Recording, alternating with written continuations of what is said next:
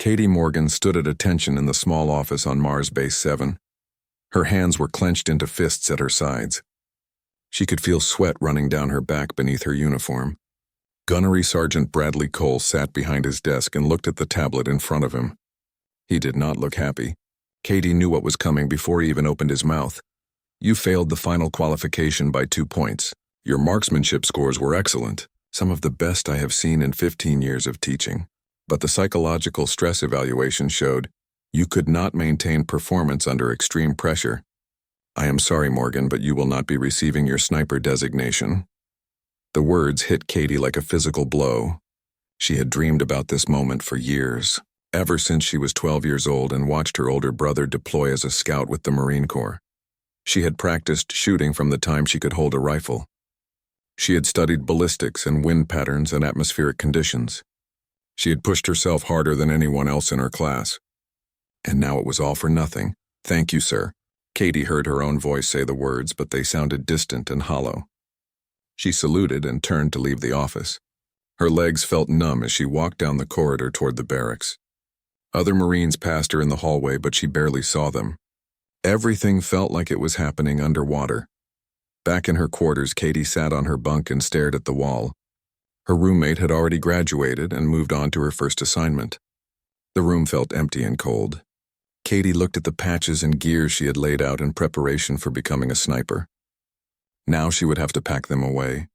She would be reassigned to regular infantry duty. All that work and training meant nothing. There was a knock on the door.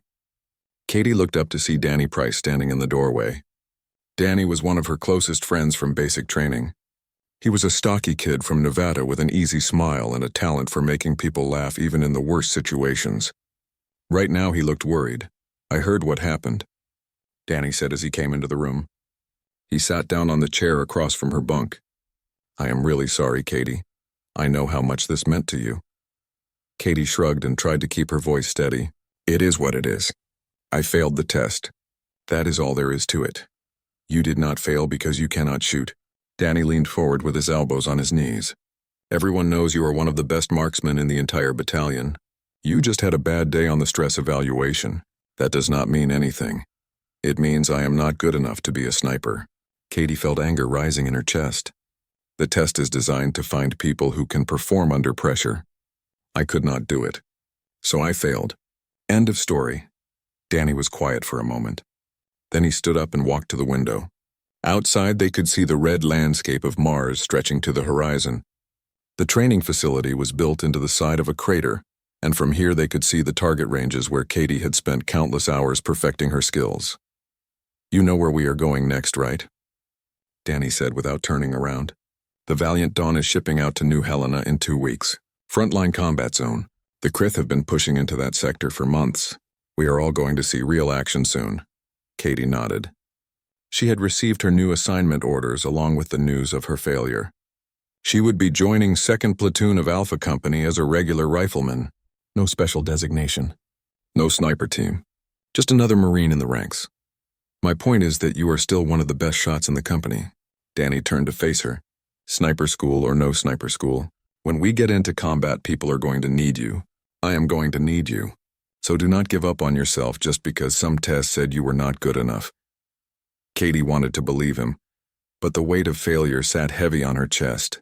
She had wanted this so badly. She had sacrificed so much, and now it felt like all of it had been wasted. I need to pack, Katie said quietly. We ship out in 2 weeks and I have to get my gear ready.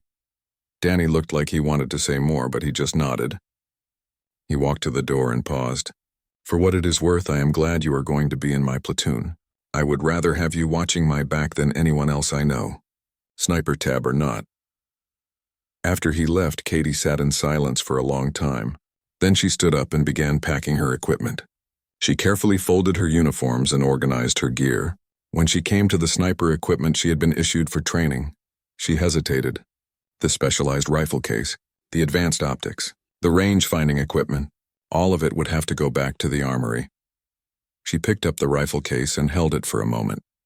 The weight of it felt familiar and comfortable in her hands. She had carried this weapon for 6 months. She knew every part of it, every adjustment and setting. She had made shots with this rifle that most people would think were impossible, but none of that mattered now. Katie returned the equipment to the armory and signed the forms. The armorer was a grizzled sergeant who had been on Mars base for years. He looked at the gear and then at Katie. "Heard you washed out," he said without much emotion. "Shame. You had good scores on the range." "Not good enough," Katie said flatly. The sergeant shrugged. "Win some, lose some. You heading to New Helena?" "Yes, Sergeant. Well, keep your head down out there. The Krith are nasty fighters. Fast and smart. Nothing like the simulators." He handed her a standard infantry rifle. "This is your new primary weapon. Take care of it and it will take care of you." Katie took the rifle and left the armory. It felt lighter than the sniper weapon. Less specialized. Less important. She slung it over her shoulder and walked back to the barracks. In 2 weeks she would be on a ship heading to the war. She would be just another Marine. Just another rifle in the line. The dream of being a sniper was over. Now she had to figure out what came next. That night Katie lay in her bunk and stared at the ceiling. She could hear other Marines in the barracks talking and laughing. Someone was playing music down the hall. Life went on. The universe did not care that her dreams had been crushed. She closed her eyes and tried to sleep, but all she could see was Sergeant Cole shaking his head and telling her she was not good enough. The words echoed in her mind over and over. Not good enough. Not good enough. Not good enough. The Valiant Dawn was a massive ship that could carry 3,000 Marines and all their equipment. Katie stood in the hangar bay with the rest of 2nd Platoon and watched as cargo loaders moved pallets of ammunition and supplies into the belly of the ship. The air smelled like fuel and metal. Somewhere in the distance she could hear the whine of engines warming up. "All right, listen up." Lieutenant Chris Bennett stood in front of the platoon with his hands on his hips. He was a tall man with sharp features and a reputation for being fair but demanding. "New Helena is not going to be a vacation. Intelligence reports indicate the Krith are building up forces in the region. We are going in to reinforce the garrison and prepare defensive positions. I expect every one of you to be sharp and ready.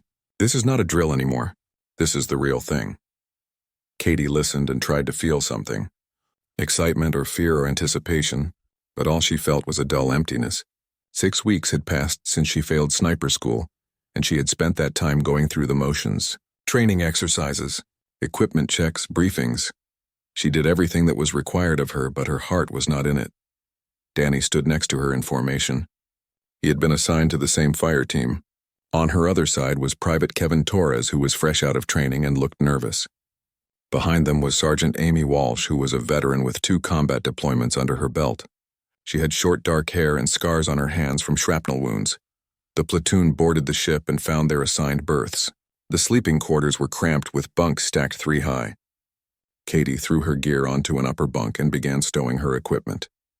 Danny took the bunk below hers. "You excited?" Danny asked as he organized his pack. "Not really." Katie did not look at him as she worked. "Come on. This is what we trained for. We are finally going to see some action." Katie just shrugged. She checked her rifle for the 100th time since leaving Mars. It was clean and properly maintained. She had made sure of that. Whatever else she might feel, her weapon would be ready when she needed it. The journey to New Helena took 3 weeks. The ship traveled through hyperspace in long jumps with brief stops to recalibrate navigation systems. Katie spent most of her time in the training bay running combat drills, or in the gym maintaining her physical conditioning. She avoided the recreation areas where other Marines gathered to play cards or watch movies. She preferred to be alone with her thoughts. One afternoon, she was on the shooting range when Sergeant Walsh came to watch. The range was a virtual simulator that could recreate different combat scenarios. Katie was running through a urban warfare drill and hitting targets with mechanical precision. When she finished the scenario, Walsh walked over. "You shoot well," Walsh said. She looked at Katie's scores on the display screen. "Very well, actually." "Where did you train?" "Mars Base 7. Katie ejected the magazine from her rifle and began cleaning the weapon. "Sniper school." Walsh raised an eyebrow. "You are a sniper?" "No." Katie kept her eyes on her rifle. "I washed out with scores like that." Walsh sounded skeptical. "What happened?" Katie did not want to talk about it, but Walsh was her squad leader. "Failed the psych evaluation. Could not handle the stress testing." Walsh was quiet for a moment. Then she sat down on the bench next to Katie. "Let me tell you something, Morgan. I have been in 3 major engagements with the Krith. I have seen Marines with every qualification and certification in the book freeze up when the shooting started. And I have seen regular infantry grunts with no special training do things that saved entire squads. You know what the difference was? Katie looked at her but did not answer. The difference was that when it mattered, they did what needed to be done. Walsh leaned back against the wall. Tests in schools are important. They teach you skills and techniques. But real combat is different. You cannot predict how someone will react when people are dying around them, so do not worry so much about what some test said. Just focus on being ready when the time comes. Katie nodded slowly. She wanted to believe Walsh was right, but the doubt still gnawed at her. What if she froze when it mattered? What if she let people down when they needed her most? The Valiant Dawn finally arrived at New Helena and dropped into orbit around the planet. Katie stood at an observation window with Danny and looked down at the world below. It was covered in green forests with occasional breaks where cities or settlements had been built. From space, it looked peaceful and beautiful, nothing like a war zone. The platoon loaded into dropships and descended through the atmosphere. Katie felt her stomach lurch as the ship hit turbulence. Around her, other Marines checked their gear one last time. Torres looked pale and kept his eyes closed. Walsh sat calmly with her rifle across her lap. They landed at Forward Operating Base Guardian, which was built on a plateau overlooking a river valley. The base was a collection of prefabricated buildings surrounded by defensive walls and weapon emplacements. Katie could see guard towers at each corner and automated turrets scanning the tree line. Second platoon was assigned to barracks near the eastern wall. They spent the first week conducting patrols around the base perimeter and familiarizing themselves with the terrain. The forests of New Helena were dense with trees that grew twice as tall as anything on Earth. The undergrowth was thick and visibility was limited. It was perfect ambush country.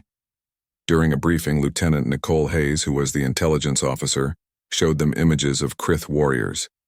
They were reptilian creatures that stood about 2 meters tall with powerful legs and long arms.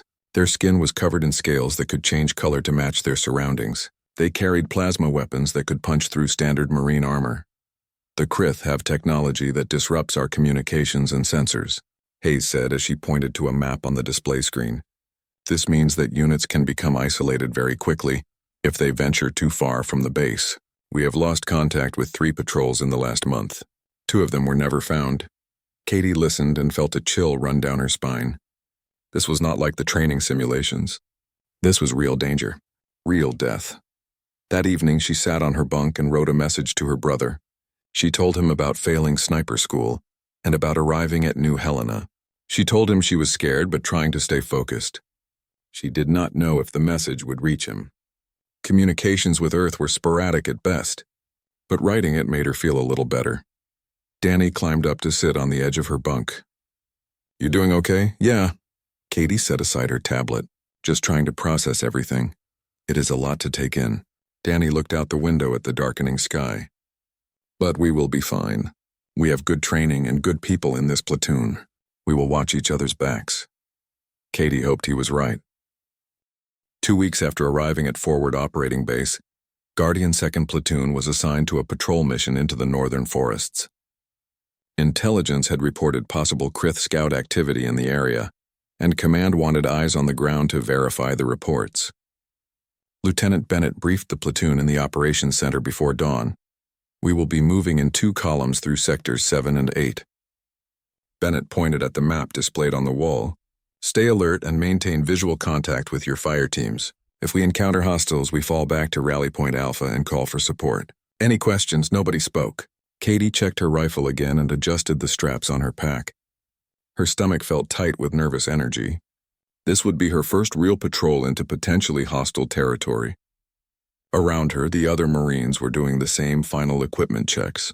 Torres fumbled with his magazine pouch until Walsh reached over and helped him secure it properly. The platoon moved out through the main gate, just as the sun was rising over the horizon. The morning air was cool and mist hung low between the trees. Katie walked in the middle of her fire team with Danny in front of her and Torres behind. Walsh was at point position, leading them forward through the dense undergrowth. The forest was eerily quiet. Katie had expected to hear birds or insects, but there was only the sound of boots moving through leaves and the occasional crack of a branch. The trees here were massive with trunks wider than a transport vehicle. Their canopy blocked out most of the sunlight, leaving the forest floor in perpetual twilight. They had been walking for about an hour when Walsh raised her fist, signaling everyone to stop. Katie dropped to one knee and scanned the area through her rifle scope. At first she saw nothing. Then she noticed movement about 50 meters ahead. Something was moving between the trees, but the shadows made it hard to see clearly. "Contact front," Walsh whispered into her radio. "Possible Krith scouts at bearing 035. Lieutenant Bennett came forward in a crouch. He pulled out his binoculars and studied the area Walsh had indicated.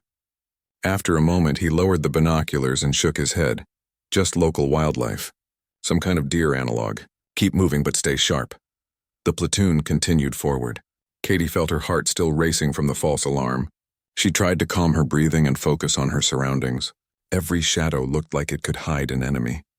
Every sound made her fingers tighten on her rifle. They were 3 hours into the patrol when everything went wrong. The forest erupted in weapons fire without any warning. Plasma bolts screamed through the air, cutting through trees and underbrush. Katie threw herself flat as a bolt passed inches above her head. She could feel the heat from it on her neck. Ambush. Someone screamed into the radio. "Contact all sides. We are surrounded." Katie rolled behind a tree trunk and tried to spot the enemy. The Krith camouflage technology made them nearly invisible against the forest backdrop. She saw muzzle flashes and aimed at them, firing 3 quick shots. One of the shapes collapsed and became visible as its camouflage failed. It was a Krith warrior with gray-green scales and wicked-looking claws. Lieutenant Bennett was hit in the first 30 seconds of the fight. Katie saw him go down clutching his leg. 2 Marines dragged him behind cover while Sergeant Walsh took command of the platoon. "Fall back to the rocky outcropping." Walsh shouted over the sound of weapons fire. "Establish a defensive perimeter." The platoon began fighting their way backward toward a cluster of large boulders about 30 meters behind their position. Katie provided covering fire as her fire team moved. She emptied 1 magazine and reloaded while Danny fired past her. Torres was on the ground behind them, and for a horrible moment Katie thought he was hit. Then she realized he was firing from a prone position and actually hitting targets. A plasma bolt struck the tree Katie was using for cover. The wood exploded in a shower of burning splinters. She felt pain across her cheek and realized she was bleeding. There was no time to worry about it. She spotted 3 Krith warriors moving to flank their position from the right. They were crouched low and moving fast through the undergrowth. Katie took a deep breath and let her training take over. She tracked the first target and squeezed the trigger. The Krith dropped. She shifted to the second target and fired again. Another hit.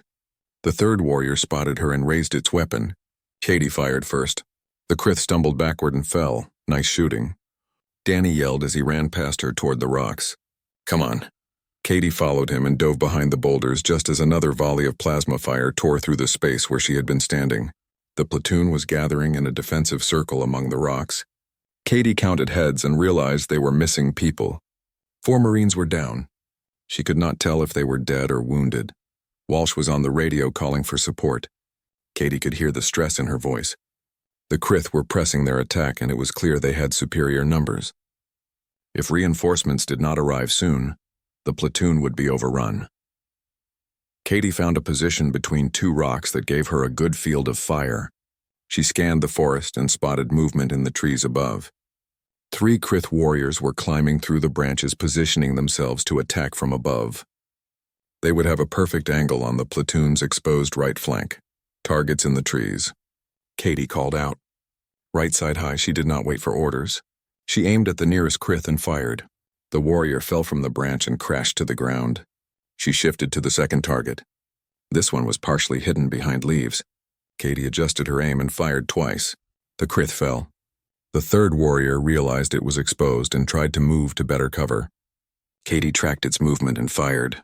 The warrior went limp and hung from the branch for a moment before falling. Walsh saw what Katie had done and nodded at her. "Good eyes, Morgan. You just saved half the platoon." The ambush continued for another 20 minutes before the Krith suddenly withdrew. One moment they were firing from all sides, and the next they were gone. The forest went silent except for the moans of wounded Marines and the crackle of burning vegetation. "Cease fire," Walsh ordered. "Get the wounded ready to move. We are heading back to base now." The walk back to forward operating Base Guardian was tense and exhausting.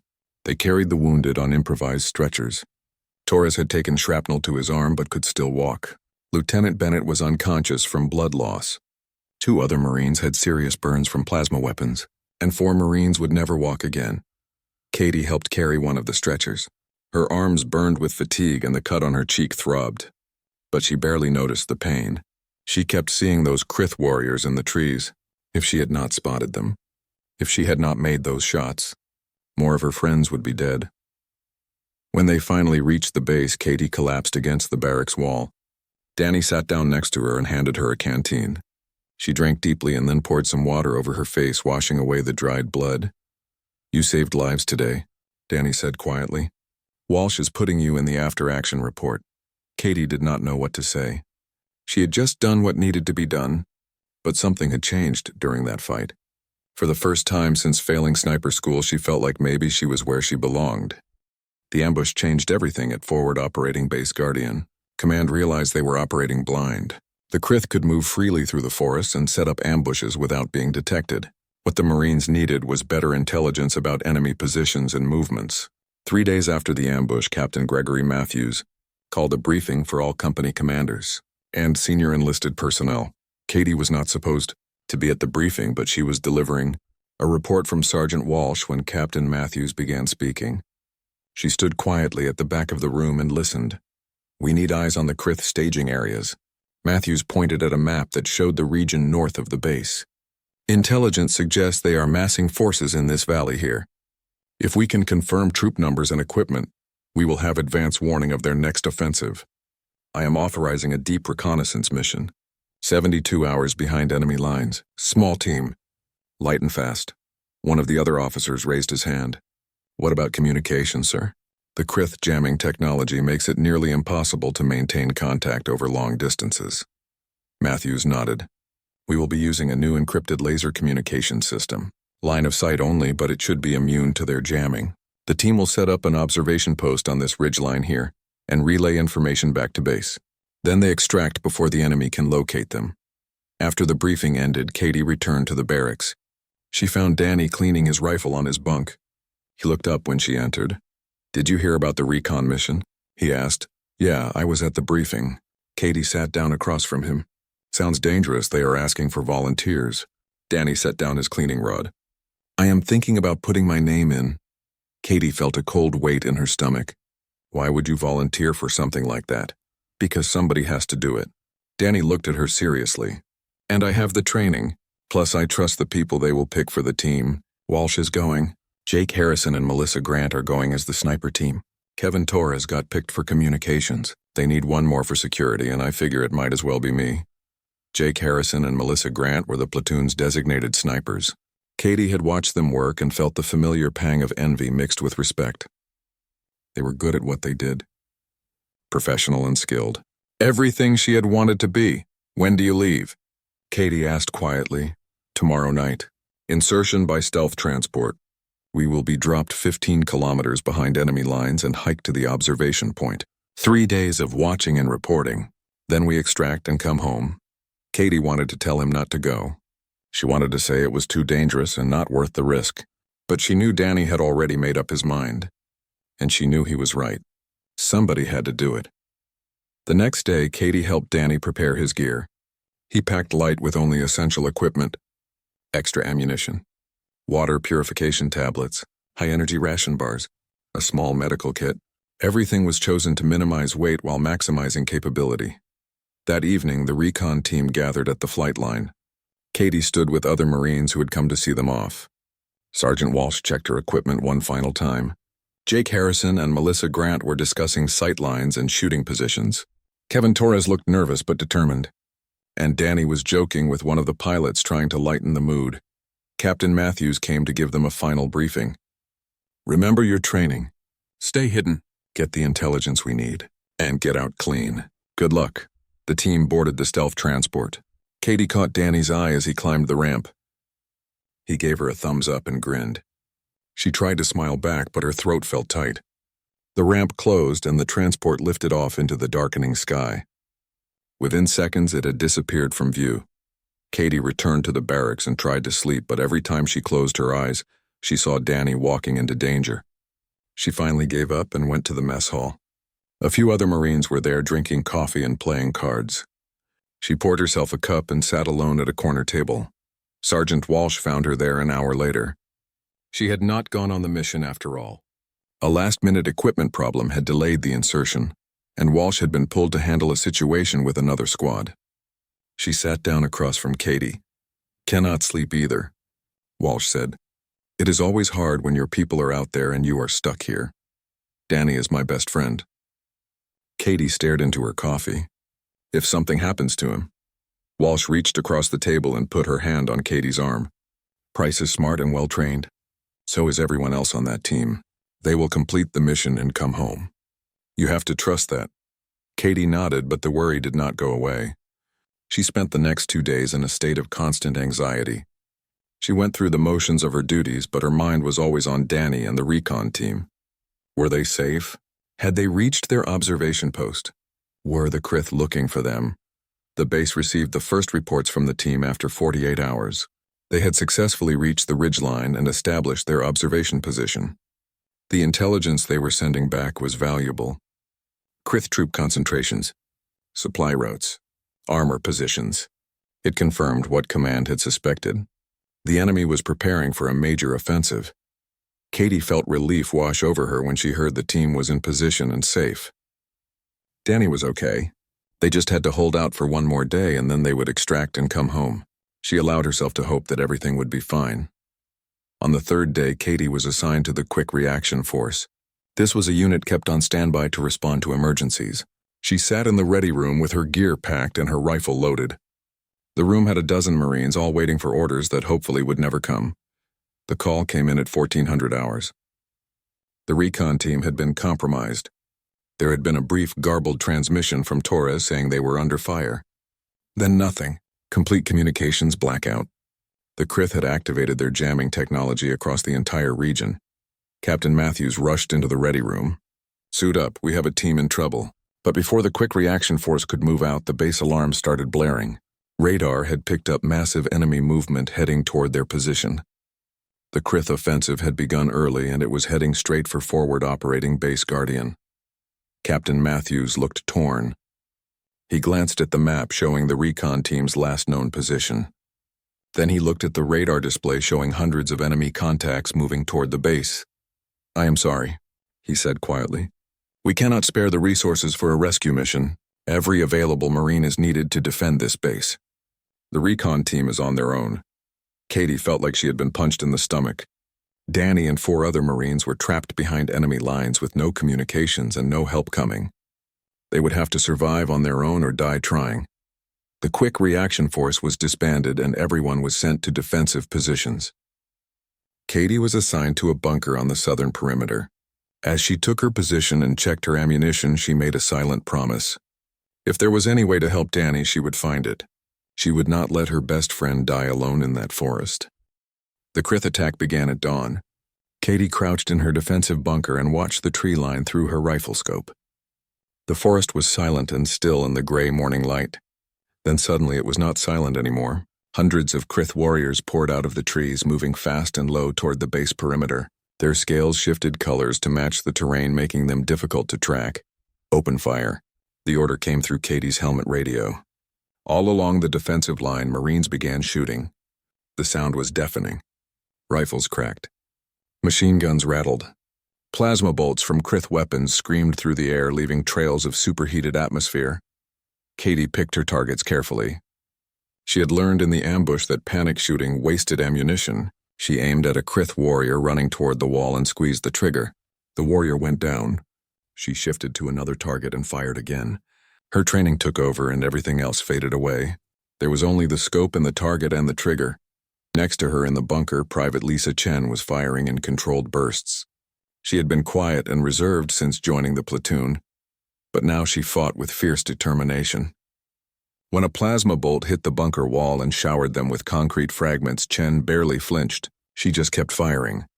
The first wave of Krith hit the defensive wall and tried to scale it. Marines threw grenades down at them and fired at point-blank range. The wall held, but just barely. Bodies piled up at its base, both human and alien. The smell of burned flesh and ozone filled the air. Katie shot until her rifle barrel was hot enough to burn skin. She went through 3 magazines in quick succession. Her shoulder ached from the recoil, but she did not stop. A Krith warrior made it to the top of the wall near her position. Chen shot it before it could jump down. The body fell backward and landed on other Krith trying to climb up. After 30 minutes of continuous fighting, the first wave pulled back.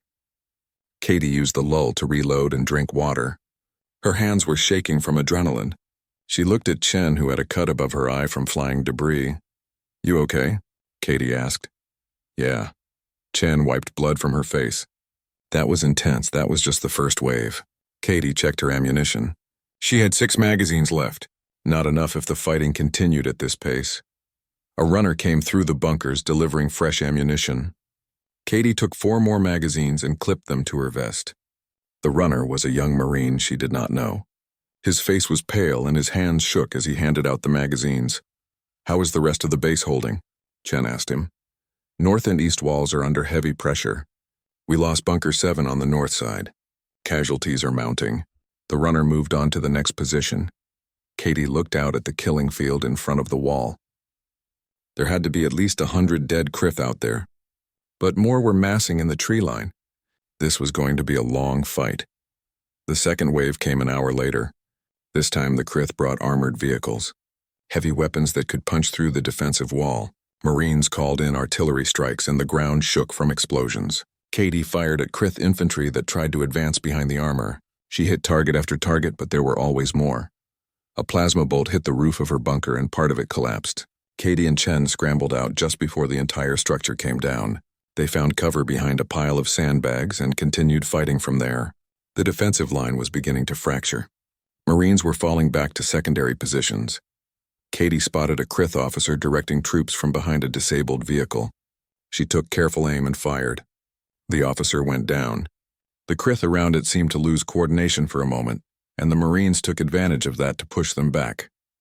"Fall back to the inner perimeter." The order came through the radio.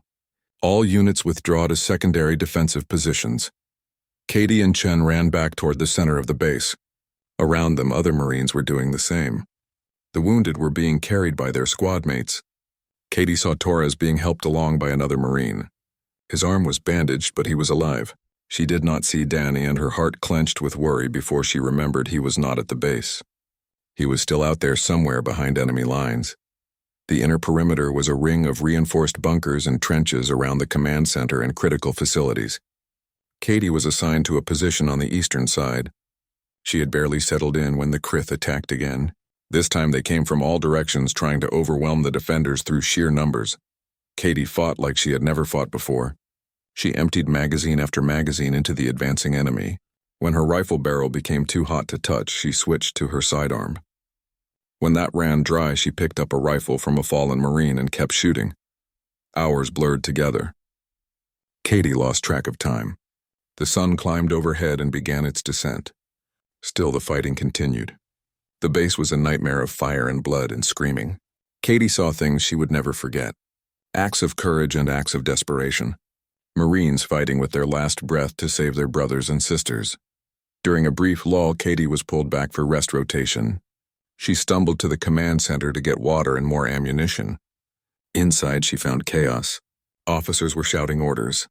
Radio operators were trying to coordinate the defense. Wounded were being treated on every available surface. Katie was drinking from a canteen when she overheard Captain Matthews talking to Major Richard Stone, the battalion operations officer. They were standing near a tactical display and their voices carried across the room. "We received a coded laser transmission from the recon team." Major Stone was pointing at something on the display. "They made it to a cave system about 3 kilometers behind enemy lines.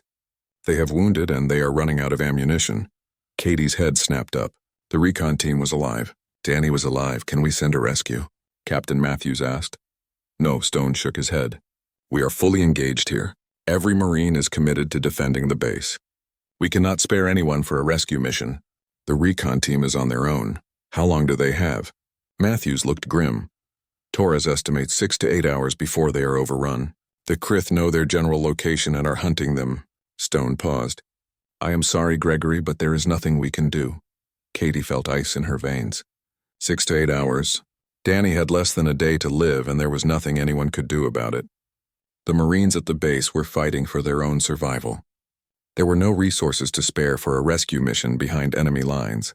She returned to her position on the defensive line in a daze. Around her, the battle continued. Krith warriors attacked and Marines fought them off. Katie fired her rifle on automatic. Her mind was far away in a cave where her best friend waited to die. There has to be something I can do, she thought desperately.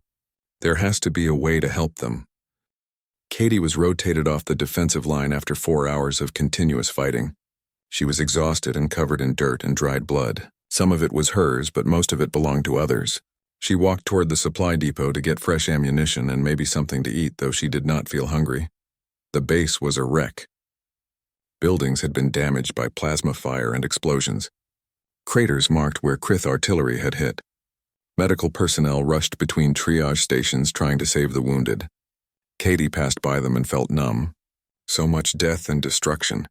And somewhere out there, Danny and the recon team were waiting to die. She reached the supply depot and was loading magazines when she heard voices from the command post nearby. The door was partially open and she could hear Captain Matthews talking to Major Stone again. They were discussing the tactical situation and Katie was about to move away when she heard something that made her freeze. The recon team managed to get another laser transmission through. Stone was saying, "They are holed up in a cave system on the ridgeline where they made their observation post. The Krith have them surrounded and are moving in for the kill." "Do we have their exact coordinates?" Matthews asked. "Yes. Torres sent us the precise location before the Krith jamming intensified." Stone paused. "The ridgeline is visible from Observation Tower 3 on our eastern perimeter, but the distance is extreme. Nearly 4 kilometers." Katie's mind raced. 4 kilometers. The ridgeline was visible from the base. That meant line of sight. If someone could get to that tower with the right weapon, they could provide covering fire. They could give the recon team a fighting chance. She left her partially loaded magazines and walked quickly toward the command post. She knocked on the door frame and both officers looked up surprised to see her. "Sir," Katie addressed Captain Matthews. "I could not help but overhear. You said the ridgeline where the recon team is trapped is visible from Tower 3. Matthews frowned.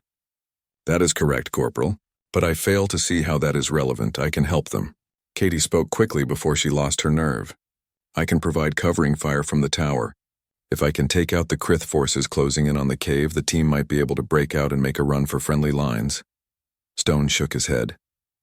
"Corporal, the distance is nearly 4 kilometers. That is beyond the effective range of standard infantry weapons. Even our designated snipers would struggle to make accurate shots at that range. I trained at sniper school on Mars," Katie said. "I know I did not graduate, but my marksmanship was never the problem. I can make those shots, sir. I know I can." Matthews studied her for a long moment. "You failed sniper school, yes, sir." Katie met his gaze steadily. "But not because I could not shoot. I failed the psychological stress evaluation, but right now with my friend's life on the line, I have never felt more focused in my life. Even if you could make the shots, we do not have the specialized equipment you would need," Stone said. "Our sniper teams are deployed on the northern perimeter and we cannot pull them from their positions." "What about Gunnery Sergeant Cole?" Katie asked. "He is with the training cadre that arrived last week. He would have access to specialized weapons and optics. He taught me at sniper school. He knows what I can do." Matthews exchanged a glance with Stone, then he picked up a radio. "Get me Gunnery Sergeant Bradley Cole. Tell him to report to the command post immediately." Katie waited outside while the officers talked. Her heart was pounding. This could work. It had to work. She would not let Danny die without at least trying to save him. Sergeant Cole arrived 10 minutes later. He looked surprised to see Katie. When Matthews explained what she had proposed, Cole was silent for a moment. "Sir, with all due respect," Cole began. "Morgan did not complete sniper school. The psychological evaluation showed she could not maintain performance under extreme stress." "I know that, Sergeant," Matthews said, "but she is proposing this mission voluntarily, and unless you have a better option for helping that recon team, I suggest you give her a chance." Cole looked at Katie. "The distance is nearly 4 kilometers. Wind conditions are variable. You would be shooting at the extreme edge of possibility, even with the best equipment, and you would be doing it while the base is under attack with plasma fire and explosions all around you. I can do this, Katie said quietly. I know I can. Cole studied her face. Then he nodded slowly. All right. If the captain approves, I will get you the equipment and I will spot for you. But Morgan, if you freeze up there or if you cannot make the shots, we are wasting valuable time and resources. I understand. Katie felt a surge of hope. I will not let you down. Matthews made the decision. You have authorization, Corporal. Take whatever equipment you need. But be aware that if the Krith breach the inner perimeter, you will need to abandon your position immediately. We cannot afford to lose that tower. Yes, sir. Katie saluted. Thank you, sir. Cole led her to the armory. He moved quickly, pulling equipment from locked storage. He retrieved a massive rifle designed for long-range precision shooting. It was heavier than anything Katie had trained with, but she knew how to use it. Cole also grabbed advanced optics and specialized ammunition. This rifle was designed for anti-material work. Cole explained as they hurried toward Tower 3. It has the range you need, but the recoil is substantial. You will need to brace properly for each shot. I understand. Katie checked the weapon and familiarized herself with its controls. It felt solid and well-balanced despite its size. They climbed the stairs of Observation Tower 3. The tower was a tall structure that gave a commanding view of the surrounding terrain. From the top, Katie could see the battle raging around the base. Smoke rose from multiple fires. Krith forces were visible moving through the forests. Cole set up his spotting scope and scanned the horizon. After a moment, he found what he was looking for. I have eyes on the ridgeline, he said. I can see the cave entrance where the recon team is holed up. There are Krith warriors moving through the rocks. They are closing in on the position. Katie settled into position behind the rifle. She looked through the scope and saw the ridgeline in the distance. It looked impossibly far away. At this distance, she could barely make out individual figures. She would be shooting at targets she could barely see in conditions that were far from ideal. Range is 3,900 meters. Cole read off his instruments. Wind is gusting from the northwest at approximately 15 kilometers per hour. Temperature is 22 degrees. Humidity is 60%. You need to account for the planet's gravity, which is 0.95 standard. Katie made mental calculations. She adjusted the scope and checked her breathing. Around her, the battle continued. Plasma fire lit up the sky. Explosions shook the tower, but she blocked it all out. There was only the target and the rifle and the shot she needed to make. I am ready, she said. Then let us give your friends a fighting chance, Cole said. First target is a Krith warrior at the cave entrance. He is preparing to throw what looks like an explosive device. Katie took a deep breath and let it out slowly. Her finger rested lightly on the trigger. Through the scope, she could see the tiny figure of a Krith warrior standing near the cave entrance. At this distance, it looked like an insect. The wind gusted and the tower swayed slightly. She made a minute adjustment to her aim. Firing, she said quietly and squeezed the trigger. The rifle roared and slammed back against her shoulder. The recoil was massive, even braced as she was. She kept her eye to the scope and counted seconds. 1, 2, 3, 4. At this distance, it took time for the bullet to travel. Through the scope, she saw the Krith warrior suddenly collapse. The explosive device it had been holding fell to the ground. Hit. Cole confirmed through his spotting scope. Target down. That was a hell of a shot, Morgan. Katie did not have time to celebrate. She was already scanning for the next target. Cole guided her. Second target. Krith warrior moving behind the large boulder to the right of the cave. He is positioning for a flanking attack. Katie found the target. This one was partially obscured by the rock. She could only see part of its body. She calculated the angle and adjusted for the wind, which had shifted slightly. She fired another 4-second wait. Then the Krith stumbled out from behind the boulder and fell. Hit confirmed. Cole sounded impressed. You are 2 for 2. Third target, Katie said. She was settling into a rhythm now. The fear and doubt that had plagued her at sniper school were gone. All that remained was focus and purpose. Danny and the others were counting on her. She would not fail them. Target is moving left to right along the ridgeline, Cole said. Range 3,920 meters. Wind gusting to 20 kilometers per hour. Katie tracked the moving target. This was harder. She had to lead the target to account for its movement and the bullet's travel time.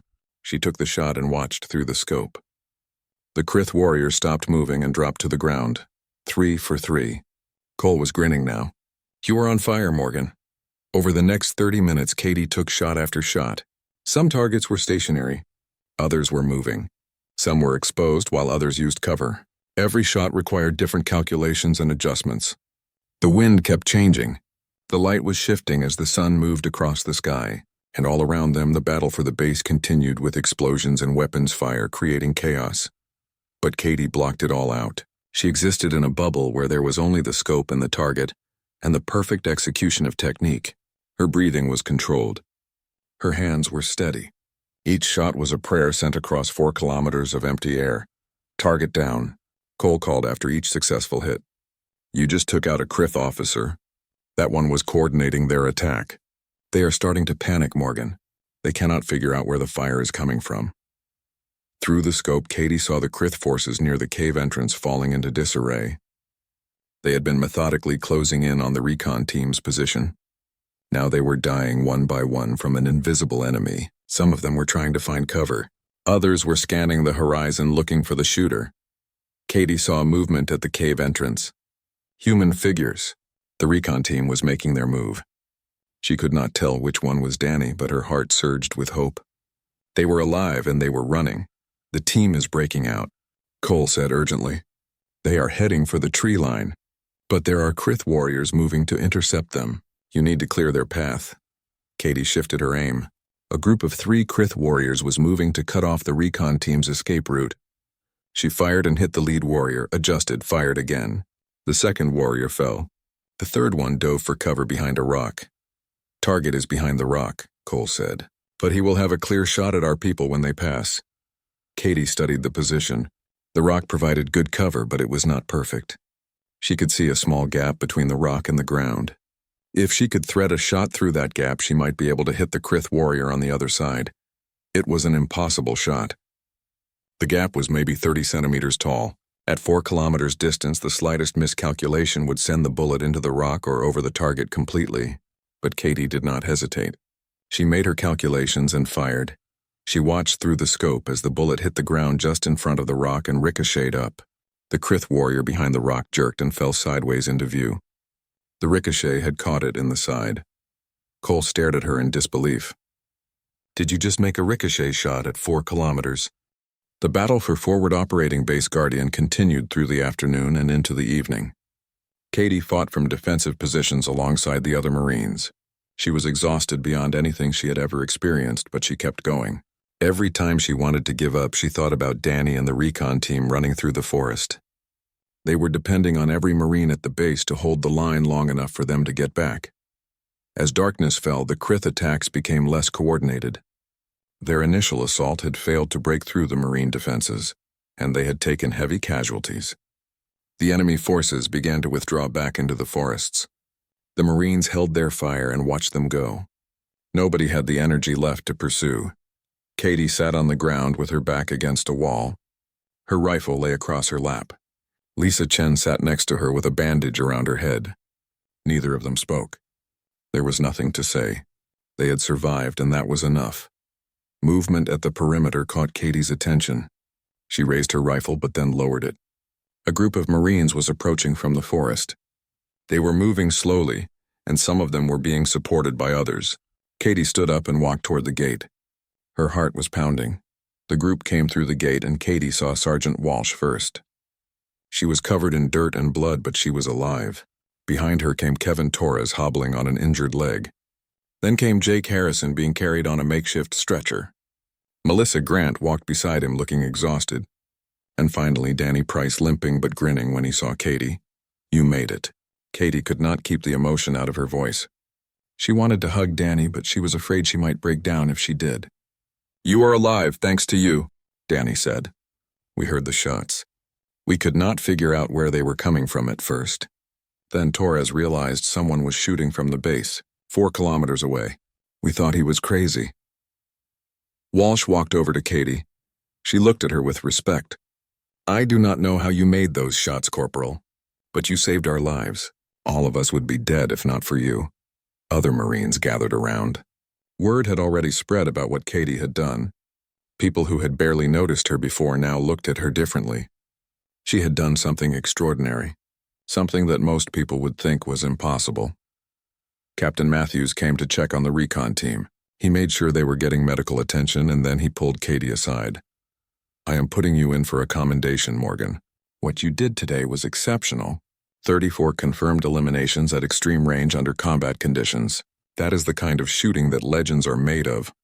"I just did what needed to be done, sir," Katie said. "I could not let them die." Matthews studied her face. "You know, when Sergeant Cole told me you failed sniper school, I was skeptical about giving you this chance.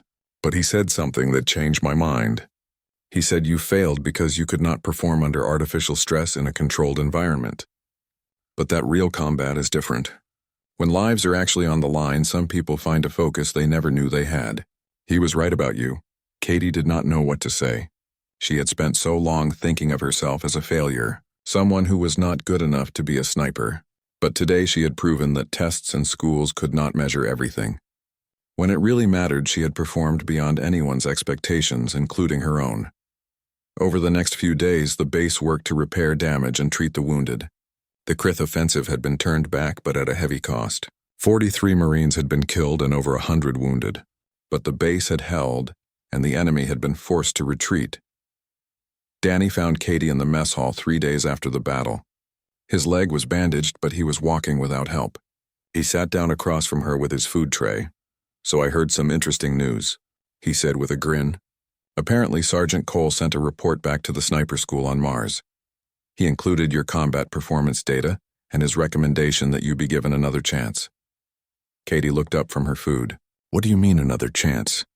"He means they are offering you a spot in an accelerated sniper course." Danny was clearly enjoying this.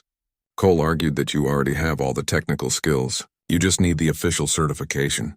3 months of advanced training and you will graduate top of your class."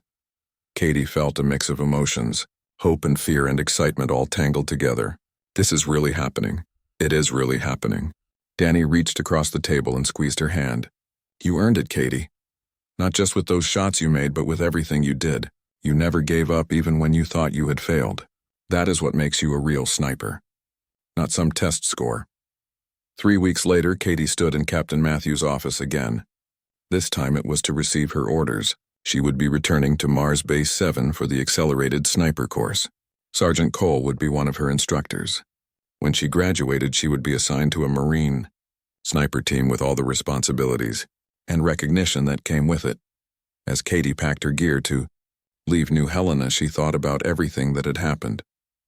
She had come to this planet as someone who had failed, someone who thought she was not good enough. But in the crucible of combat, she had discovered the truth about herself. She was capable of extraordinary things when the stakes were high enough.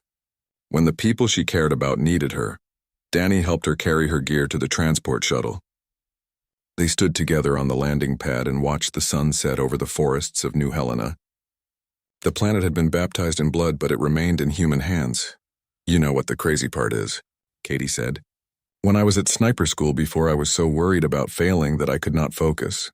I was thinking about the test and my scores and what people would think of me. But up in that tower during the battle, I was not thinking about any of that. I was just thinking about you and the team, about doing whatever it took to bring you home. That is the difference between training and real life," Danny said. "In training, you worry about failure. In combat, you just do what needs to be done. You found that out the hard way, but you found it." The transport shuttle powered up its engines. Katie picked up her gear and turned to Danny. She gave him a quick hug. "Stay safe out here," she said. "Try not to get into any more situations where you need impossible rescue shots. No promises." Danny grinned. "But if I do, I know who to call." Katie boarded the shuttle and found a seat by the window. As the shuttle lifted off, she looked down at Forward Operating Base Guardian. She had arrived at this place as a failed sniper candidate. She was leaving as someone who had proven herself in the only test that really mattered. She had saved lives with skill and courage and determination. 3 months later, Katie Morgan graduated from the accelerated sniper course. She finished first in her class with perfect scores. This time when she stood in Sergeant Cole's office, he was smiling. He handed her the sniper designation patch and shook her hand. "I knew you had it in you, Morgan," Cole said. "You just needed to believe in yourself." Katie attached the patch to her uniform. She thought about the long journey that had brought her to this moment.